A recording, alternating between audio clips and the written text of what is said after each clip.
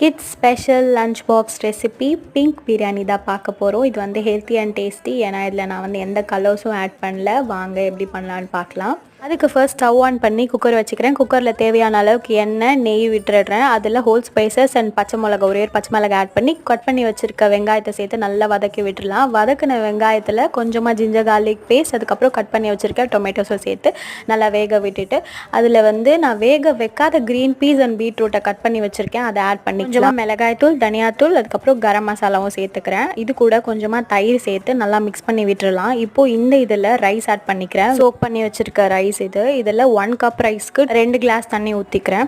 இப்போது இது நல்லா பாயில் ஆனதுக்கப்புறம் அதில் கல்லுப்பு சேர்த்து நம்ம குக்கரை க்ளோஸ் பண்ணிடலாம். இது நீங்கள் இன்ஸ்டண்ட்டாகவே பண்ணலாம். 1 பாட் ரைஸ் மாதிரி தான். இது ஹெல்த்தியும் கூட. ஸோ மறக்காமல் ட்ரை பண்ணி பாருங்கள். இது கூட நான் ஆனியன் ரைத்தாக்காக ஆனியன், தயிர், அதுக்கப்புறம் கொஞ்சம் உப்பு சேர்த்து மிக்ஸ் பண்ணிக்கிறேன். 3 விசிலில் குக்கர் இறக்கிட்டா நம்மளோட பிங்க் பிரியாணி ரெடி.